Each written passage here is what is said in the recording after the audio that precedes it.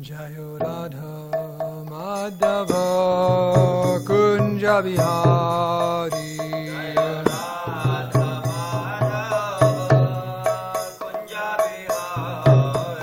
Jayo Radha Madhava Kunja Bihari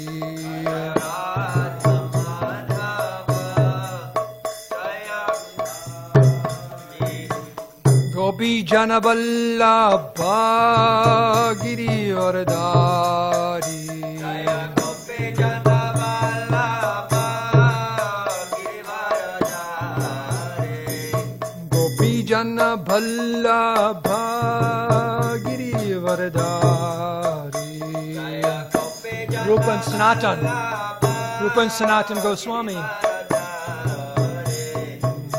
Yashoda Nandana Vraja Janaranjana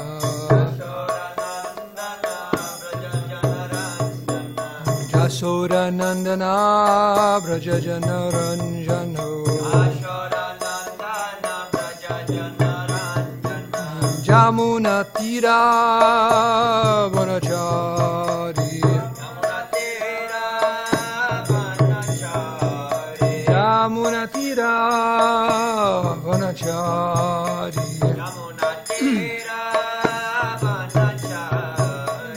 Jayo Radha Madhava Kunja Bihari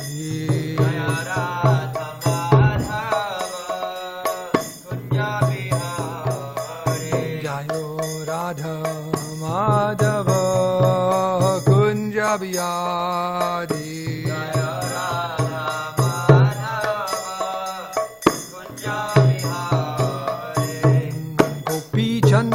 Vallabha Girivardhari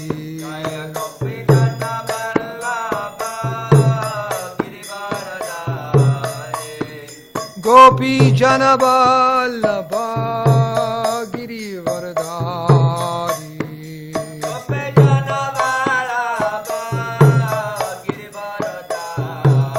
Yashoda Nandana Vraja Janaranjana Yashoda Nandana Vraja Janaranjana Jamuna Tira Vanachari Jamuna Tira Vanachari Jayo Radha Madhava Kunja Bihari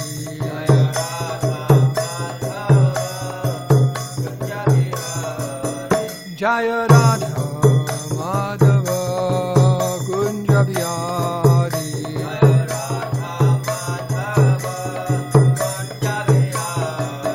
Jaya Radha Madhava Kunja Bihari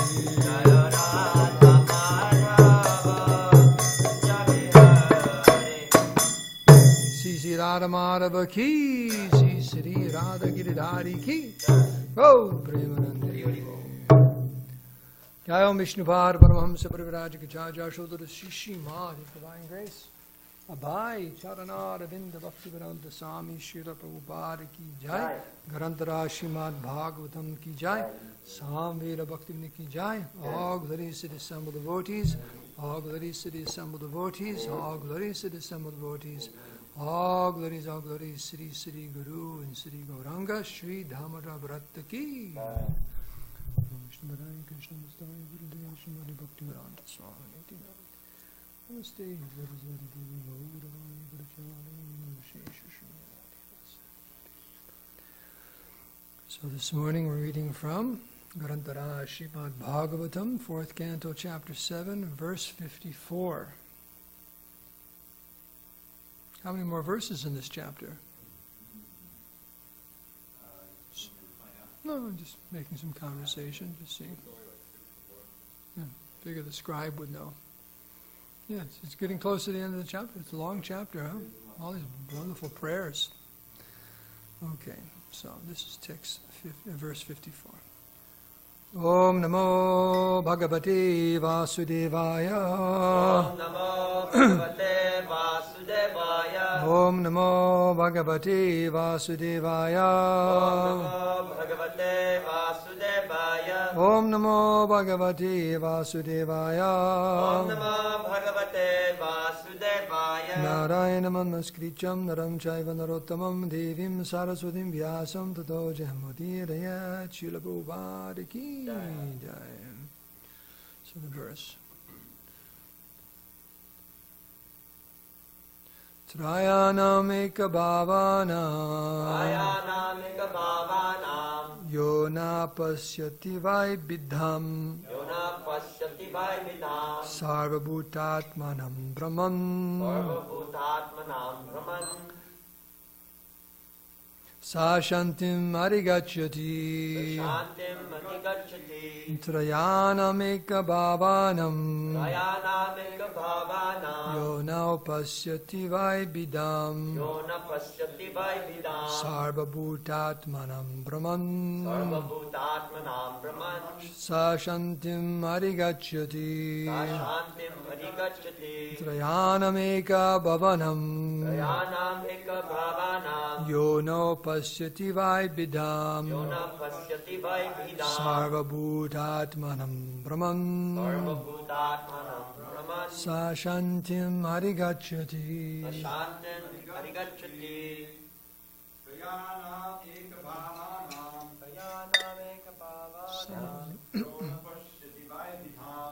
No pasyati vaibidam Sarvabhutanam Brahman Sashantim arigachyati Trayanameka bhavanam Yono pasyati vaibidam Sarvabhutatmanam Brahman Sashantim arigachyati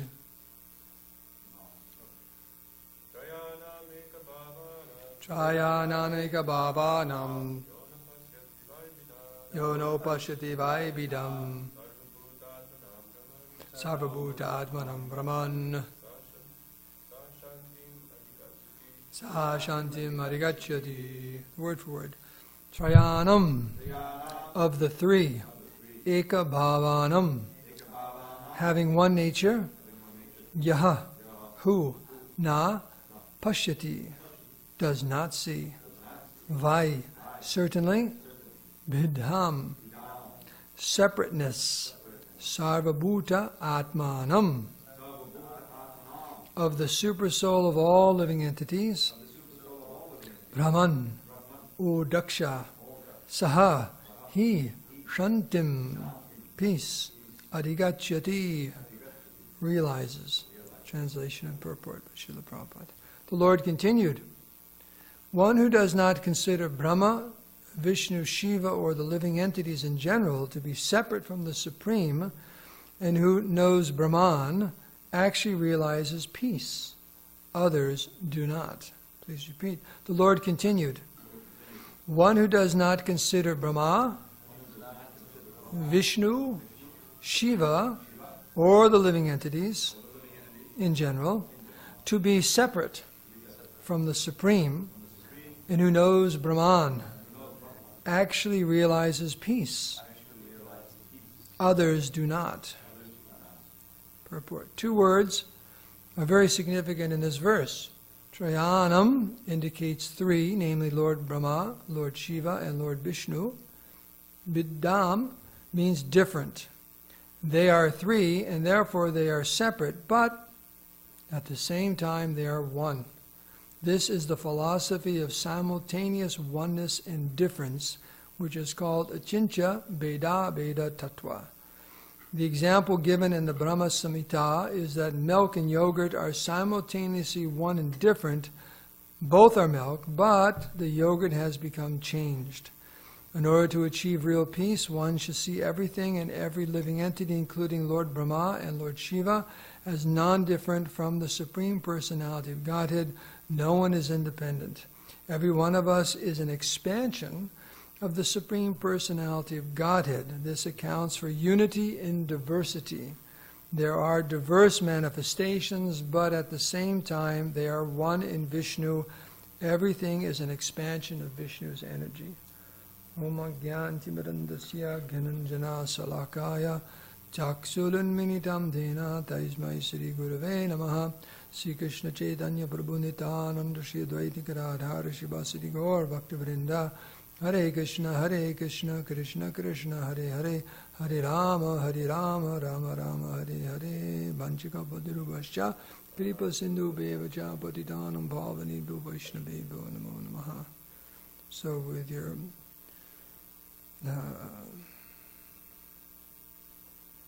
what's the word I'm trying to think of? Hearty good wishes and blessings, maybe I'll say a few words that are of use. Hearty. Okay? Okay. So, the Lord continued, one who does not consider Brahma, Vishnu, Shiva, or the living entities in general to be separate from the Supreme, and who knows Brahman actually realizes peace, others do not. So this what's being described here, one example of this, Achincha Veda Veda Tattva, it's a cornerstone of our preaching and our philosophy, which is very significant because it gives the most perfect understanding of reality. Because what is matter and what is spirit, even most spiritual paths, they don't understand this. And it's one side or the other. And they can't understand this. Achincha Veda Veda Tattva. And this word achincha is very important because it means it's inconceivable. How can Krishna be different and also the same with everything? It's inconceivable. It's inconceivable. So, now in the beginning of the purport, Prabhupada is giving one example here. This is a verse from the Brahma Samhita about Lord Shiva in his Kshiram Yata Dadivikada Sesha Yogat. That this is the yogurt verse. This book looks like it's 5,000 years old. It's fallen. It's an ancient scripture. It's great. Tape this up, or something. Okay. Shiram yata darivikara vaseshi yogat sanjayate nahita pritagasti heto ya sambutam apitata samupaiti karyat govindamari purusham tamaham bhajami. Just as milk is transformed into curd by the action of acids, but yet the effect curd is neither the same as nor different from its cause milk, so I adore the primeval Lord Govinda, of whom the state of Shambhu is a transformation for the performance of the work of destruction. So actually Lord Shiva's position is quite inconceivable also, and quite many times misunderstood. And in India especially, there are two groups, the Vaishnavas and the Shaivites. And there's always so much disagreement and always all kinds of, philosophical discussion, debates. Who is supreme? Lord Shiva, Lord Vishnu, Lord Shiva, Lord Vishnu. They're the same, they're different. It is one of the tattvas that are talked about over and over and over again, because it's very, very difficult for us to understand what's going on. Of course, this verse gets it right to the point, that they're different and they're the same. Milk and yogurt, just like you're saying, I don't take any milk products. Well, is that just milk? No, it's milk and yogurt and this and that, right? It's milk product, it's milk, but it's not milk. So Lord Shiva is Vishnu, but he's not Vishnu. Actually, it's described here in Srila Bhaktisiddhanta's scholarly vocabulary, how it is Lord Vishnu in touch with the modes of the material nature. That's the difference. It's just touching. Lord Vishnu touching. For the purpose of, as it says here, for the performance of the work of destruction. Of course, Lord Shiva's business is only not just to destroy the material world. As we're learning from this particular chapter in Pastime, he's very, very kind to all of the living entities in this material world. In fact, he reaches down and tries to pick up the most fallen, jivas and get them on the path, gradual path back home, back to Godhead. But so there's a very nice example. It's something that's the same and different, yogurt and milk. But yogurt comes from milk. You don't get milk out of yogurt. There's not something you can do to yogurt to get milk. And Mukunda Charan, as a cowherd boy, will confirm that. Is that true? Okay, there. It's like, there's our Praman, cowherd boy, or Gopal. He'd tell you that one. Now, in this verse 2, of course, you have this Lord Brahma is mentioned, and Lord Brahma's position. This is a fantastic page turner here. Oh my goodness! This is this is probably why the other 95 chapters were lost, and Lord Chaitanya only found the 5th because it's fallen apart. Okay, this is the verse I wanted. Okay, here. This is Bhasvan Yatashma Sakaleshu Nijeju Teja Swiyam Kiyat Prakatayat Apitabhat Atra Brahma Yesha Jagaranda Bidhana Karta Govindamari Purusham Tamaham Bhajami. This is a verse showing Lord Brahma's relationship to Govinda. It says, I adore the primeval Lord Govinda, from whom the separated subjective portion Brahma receives his power for the regulation of the mundane world, just as the sun manifests some portion of its own light on all the effulgent gems that bear the names of Surya, Kanta, etc. So just like a nice, beautiful gem, it's out there in the sunlight, and the sunlight's coming out of that gem, reflecting in that gem. So in the same way, Govinda's potency is there within Lord Brahma.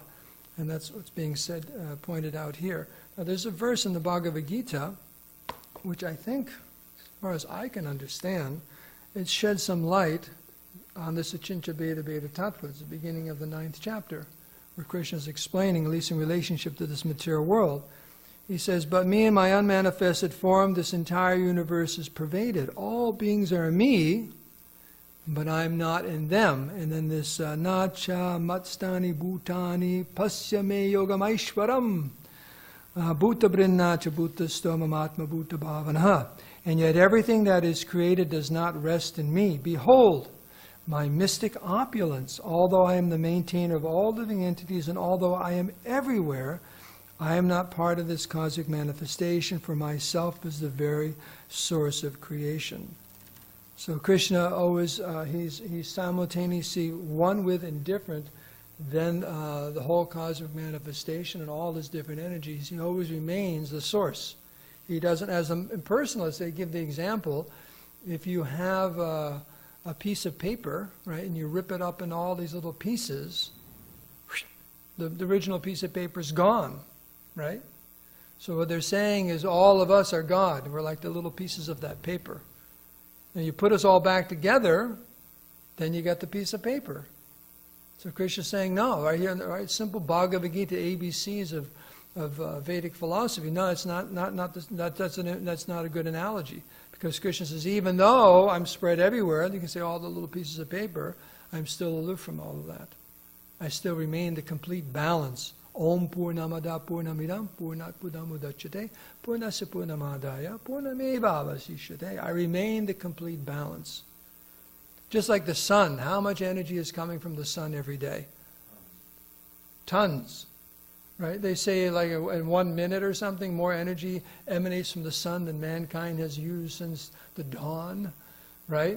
And they're calculating. There's actually, Asesha Teja means there's unlimited Teja or energy coming. So there's no calculator. They can't measure it. So much energy is coming from the sun. It's still burning. Where's all that energy coming from? It still remains the source of all that heat and light. We're depending on that. We're a little chilly these days, right? And we're all depending on that heat of the sun and the light, light and heat of the sun, right? If that something happens to that,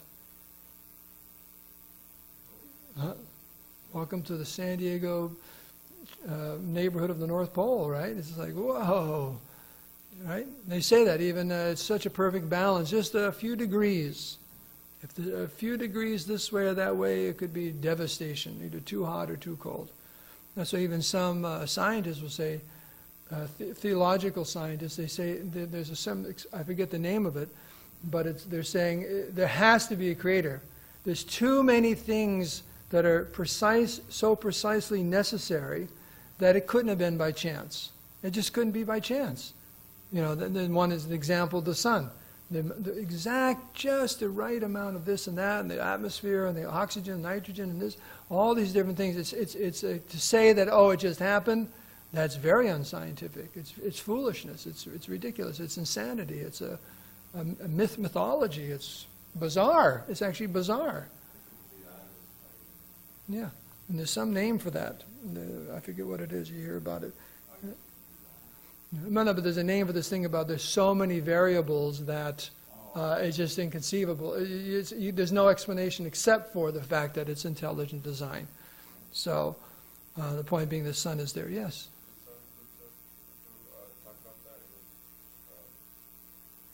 Oh, I'm sure, yes. Yeah, it's mentioned because that's where I got it.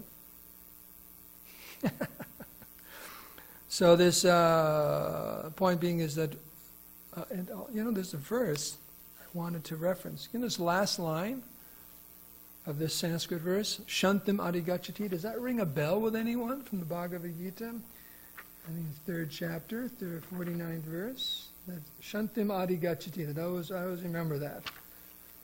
One who attains the supreme peace. There it is. I think it's 439. Is it 439? Here we go.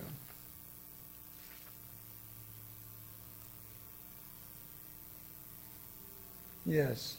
A faithful man who is dedicated to transcendental knowledge and who subdues his senses is eligible to achieve such knowledge, and having achieved it, he quickly attains the supreme spiritual peace.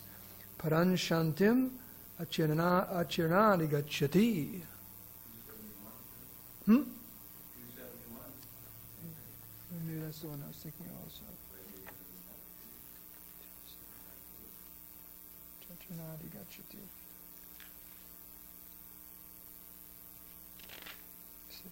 Yeah, that's Shantim Adhigat, exactly that.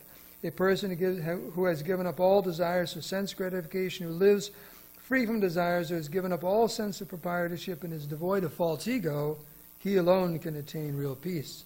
Sashantim Adhigachati, exactly what's being said here. So it's repeated like that. So, in other words, I think, no, it's different, I think. Sometimes the description by Lord Kapilade about varieties of devotees and talking about not being a separatist. Separatist means seeing something besides service to the Lord and the oneness of Krishna and all living entities. One has a different idea. You know what that different idea is? It's quite common in the material world. I'm God. It's me. I'm separate. You Hare Krishna, you do your thing, but I got to do my thing. God's your thing. This is my thing. So separate. I'm separate from the Lord. That's the beginning of material existence, the foundation of material existence. Actually, when we start thinking I am separate, we turn away. Right? We turn away from the Lord, and we think I'm separate. And and even in religion, the idea is that God, He's part of my life. Now, I'm not part of God's life. He's part of my life. And I pray to God, especially when things get rough. And He can help me get out of my problems so I can enjoy in this material world. So God is my servant, right? What is that? Order supplier, like Amazon. Krishna's the Adi Amazon, right? When you got a problem, you just go online and order it. Krishna, help, help, help. Krishna, help. Mahabaho, Mahabaho. Help me, help me, help me. Why? Because I want some sense gratification. This was brought up in an earlier, maybe the class I gave last week, or a previous class I gave, because in the purport, Prabhu was saying that the demigods, they're devotees, but the difference is they pray to the Lord. Those who are Sakama, they have this Mishra, it's mixed. They want Lord Vishnu to save the day, not so they have undisturbed devotional service, so they can go on with their having a great time in this material world, right? Lord Indra, that's what he wants, so he can keep enjoying with Ramba and Urvasi and just having an endless party there in the Nanda, the gardens of the heavenly planets, right? That's why he's praying, because the demons always disturb everything, right? It's not that, oh, my dear Lord, please, save us so, we can remain engaged in your pure devotional service. No, there's a disturbance to our sense gratification. Help me out. Isn't that why most of us pray to God? There's a disturbance in my sense gratification, right? Help me out. I need the money, right? What is the four kinds of pious people who approach the Lord? English. Give me the English. The distressed. Uh-huh. The wise. Yeah, who's considered the best? Yes. With desires. Sa, with, kama, desires. You got a lot of desires. And I'm not talking about the desires to serve the Lord. That's akama. Without any desires separate from the Lord. That's what I mean. A separatist, Lord Kapila Dev says. Such a low class of devotee is a separatist. You got some other ideas. So the whole point is here, one who sees all living entities, great and small, and all the different energies of the Lord. There's no disconnect. They're not separate from the Lord. And he sees the Lord everywhere because everything is the Lord's energy. Prabhupada would give that example many times, just like a mother will see, a parent will see something that belonging to the child, right? And start crying, like feeling affection and so on. The little shoes, like I've never seen these. I've heard about it, but little baby shoes, little tiny shoes. The first pair of shoes, I don't know if it's still a custom, but sometimes they would take and they'd dip that in like brass or something like that to keep it, to preserve it. A stinky little pair of kiddie shoes, sneakers, they dip in there, like that. They keep a little memorabilia of the child, right? It's still the same little jumpers they were wearing, little like midget clothes, like that, little shoes and all that. Ask me how I know. So, just, like that. It's like that. But that's just a good understanding how it is out of affection. So the devotee, when he looks, wherever he looks, he sees Krishna. He sees Krishna. He can't not see Krishna. Shruti Kirta was listening to tape yesterday. He was explaining when his whole story of meeting Prabhupada and how he became Prabhupada's servant. But before he became Prabhupada's servant, he was very fortunate to be with Kirtananda Maharaj. He and Kaladri were right with. So wherever he went to see Prabhupada, he got in. And they went to Los Angeles for his Brahmin initiation. He got his first initiation in New York, because he was from Philadelphia. He drove all the way across the country. And then Prabhupada's garden, he was the one who was chosen to read Krishna book every day. He said, in those days you didn't switch. That was it. You did that, you did that. So he was reading Krishna book, and he noted, reading Krishna book, Prabhupada really liked the stories of Krishna killing demons, like that. So he'd pick out different demon stories, and Prabhupada become very, very animated. And he said one thing he realized that Prabhupada was right there in the pastime. How Prabhupada was reacting, Prabhupada was right in the pastime, enjoying it. But he said Prabhupada was sitting in the garden, chanting japa, and then Prabhupada just looked up at the sky, and then immediately started describing how the sky. Why he said, "What color is Krishna?" He asked one of the devotees. And the devotee said, "Oh, like a rain cloud." Prabhupada said, "He's the color of the sky." Blue. And he said, why is the sky blue? It's a reflection of the effulgence from Krishna's body. So wherever the devotee looked, the pure devotee looks, he just sees Krishna. He just can't not see Krishna. Just seeing Krishna everywhere. Everything's connected to Krishna. There's no disconnect. So that every single thing, everything in this world, just where he looks. Whereas the conditioned soul, what do? We look around and say, hey, what's good for my sense gratification? And we put things into categories. Good and bad. Good and bad. This is good because it's good for my sense gratification. It's bad because it's bad for my sense gratification. Whereas the devotee is anukulyasya sankalpa pratikulyasya bharjanam. Same thing. We're sorting what's good for my devotional service, what's bad for my devotional service. And there are bad things for our devotional service. There are things that, was that panashyati? You're doing nectar of instruction, right? On Mondays, yeah. There are things that will destroy our devotional service, and there are things which will make our devotional service flourish. So that's the devotee is making those distinctions. But the point we're trying to make here is that Krishna is simultaneously the same and different from everything, but he always remains aloof. Whereas the impersonalists miss that, and they think it's just, they forget that part for whatever reason. And it's all just energy. How can you have energy without an energetic source? Can anyone explain that to me? You ever see light? You go into a room, turn on a light switch, and there's light, but there's no light bulbs or anything? Can you imagine that? Maybe if Zach walked into a room, he's kind of effulgent, but then they say he's the source of the light, right? It's impossible to even conceive of that. But they're saying that. There's energy, but no energetic source. It's illogical. It doesn't make any sense whatsoever. So, would you like me to read a little bit of Krishna book? I thought I'd like to read that story about, because we have Lord Brahma, Lord Vishnu, Lord Shiva here. Now, they're all the same, but there actually is a difference.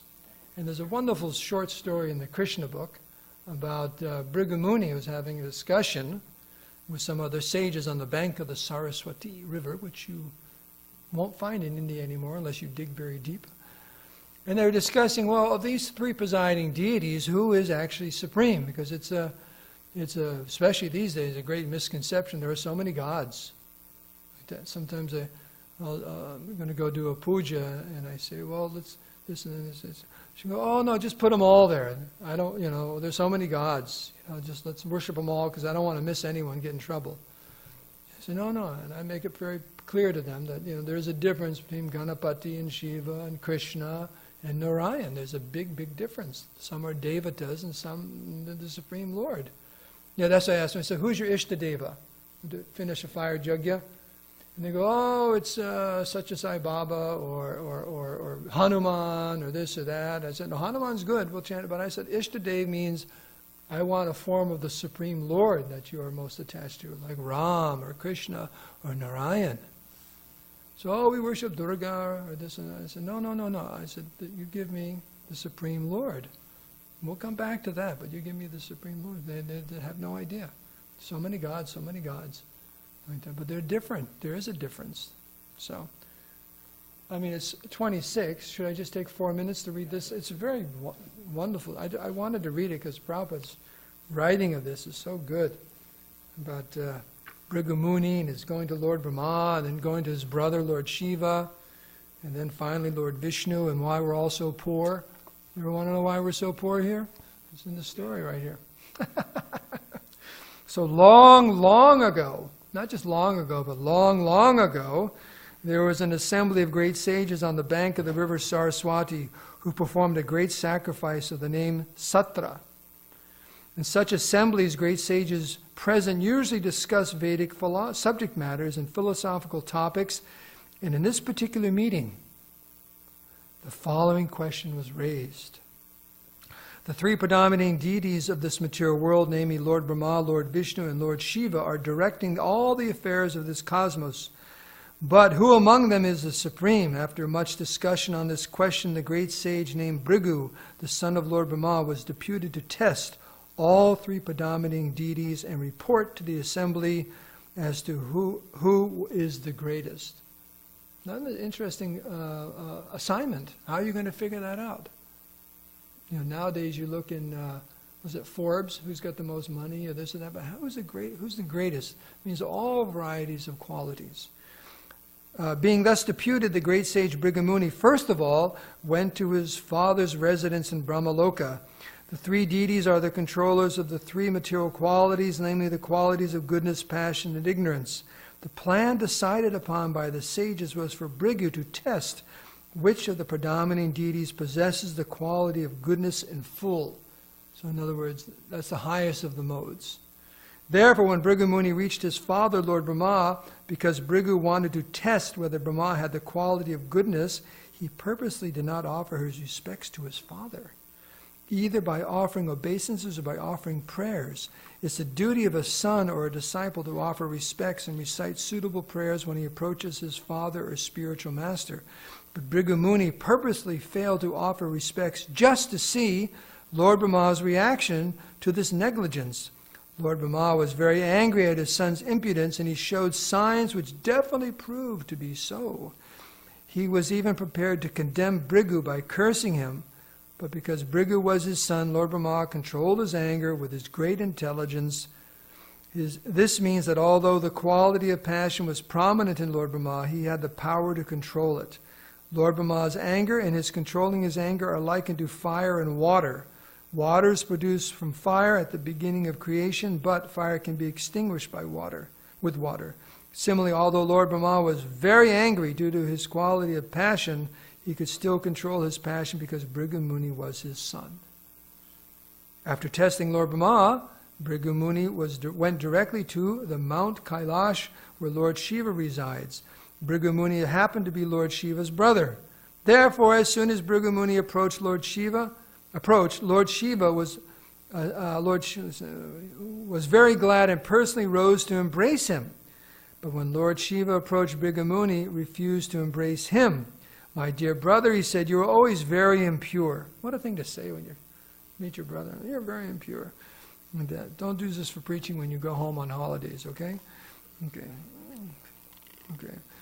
Because you smear your body with ashes, you are not very clean. Please do not touch me.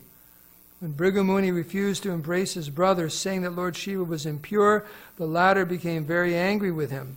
It is said that an offense can be committed, in case you want to commit offenses, here you go, here's some guidance, can be committed either with the body, with the mind, or by speech. Bhrigu Muni's first offense committed toward Lord Brahma was an offense with the mind. His second offense committed toward Lord Shiva by insulting him, criticizing him for unclean habits, was an offense by speech. Because the quality of ignorance is prominent in Lord Shiva, when he heard Bhrigu's insults, his eyes immediately became red with anger. With uncontrollable rage, he took up his trident and prepared to kill Bhrigu Muni. At that time, Lord Shiva's wife Parvati was present. Her personality, like Lord Shiva's, is a mixture of the three qualities, and therefore she is called Trigunamayi. In this case, she saved the situation by invoking Lord Shiva's quality of goodness. She fell down at the feet of her husband, and with her sweet words, she talked him out of killing Bhrigu Muni. This is a great play.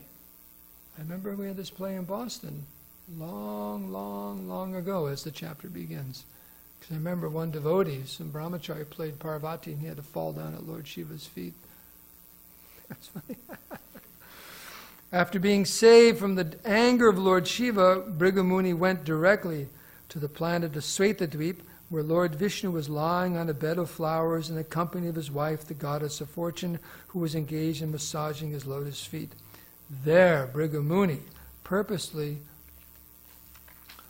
committed the greatest sin by offending Lord Vishnu by his bodily activities. The first offense committed by Bhrigu Muni was mental. The second offense was vocal, and the third offense was corporal.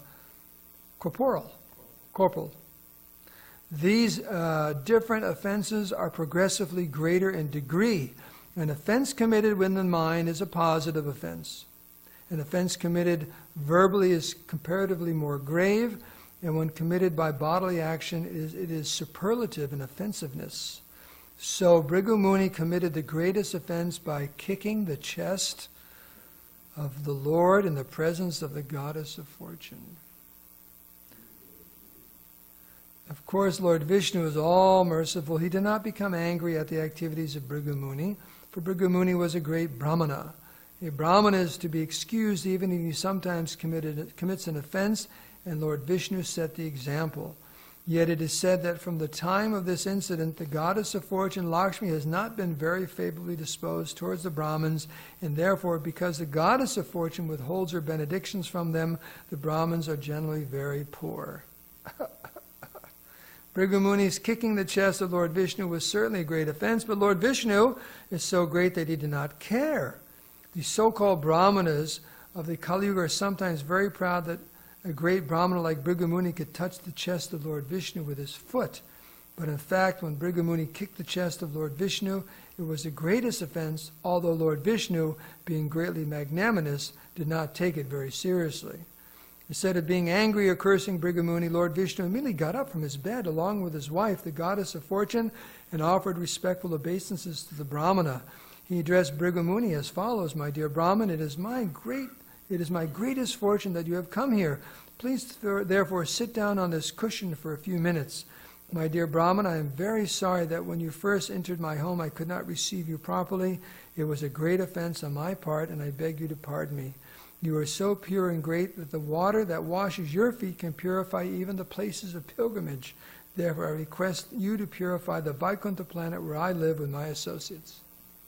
He's asking him to purify Vaikuntha. Okay. "My dear father, O great sage, I know that your feet are very soft like a lotus flower, and that my chest is as hard as a thunderbolt. I am therefore afraid that you might have felt some pain by kicking my chest. Let me touch your feet to relieve the pain you have suffered." Lord Vishnu then began to massage the feet of Bhrigu Muni.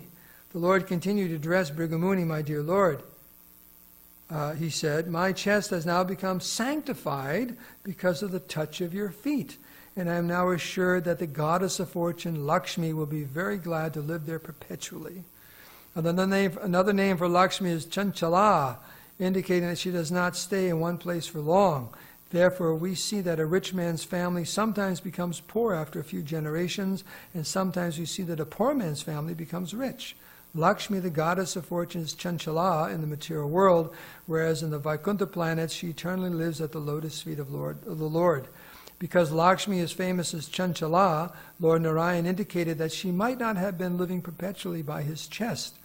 But because his chest has been touched by the feet of Bhrigu Muni, it was now sanctified, and there was no chance the goddess of fortune would leave. Bhrigu Muni, however, could understand his position and that of the Lord, and he was struck with wonder at this behavior of the Supreme Personality of Godhead. Because of his gratitude, his voice choked up, and he was unable to reply to the words of the Lord. Tears glided from his eyes, and he could not say anything. He simply stood silently before the Lord. After testing Lord Brahma, Lord Shiva, and Lord Vishnu, Bhrigu Muni returned to the assembly of great sages on the bank of the river Saraswati and described his experience. After hearing from him with great attention, the sages concluded that of all the predominating deities, Lord Vishnu is certainly the greatest. In Srimad Bhagavatam, these sages are described as Brahmavadinam. Brahmavadinam means those who talk about the absolute truth but have not come to a conclusion. Generally, Brahmavadi refers to the impersonal, so those who are students of the Vedas.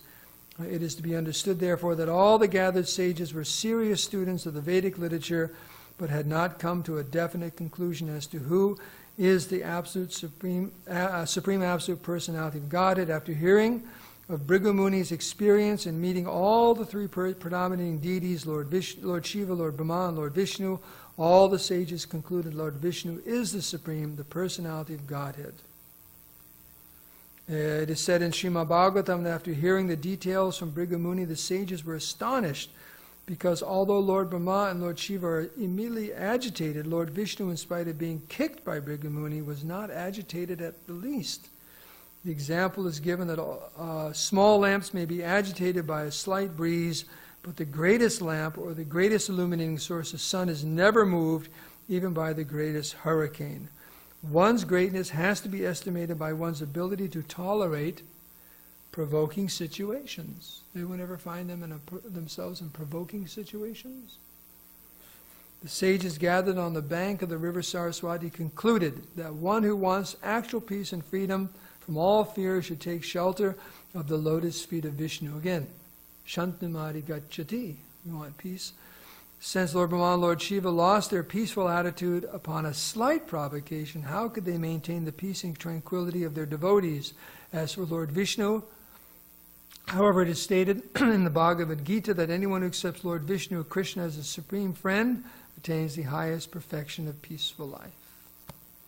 So there you go. In case you had any doubt who was supreme, we know it's Lord Vishnu. So we can end here. If there's any discussion about this principle of Achincha Bheda Bheda Tattva, of course, there could be classes for the next week on this, citing Chaitanya Mahaprabhu's teachings and so on, and the four sampradayas and the different tattvas and so on. But are there any questions or comments? Everyone's quite satisfied and happy. No one's going to kick Lord Vishnu in the chest. Like that. There's some deity, I think it's Sri Rangam, when I was there.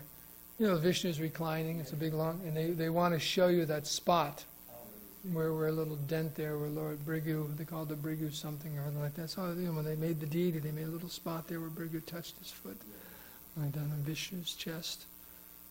That's a wonderful pastime. So we can end here. All glories to Srila Prabhupada, Srimad Bhagavatam, Ki Jai.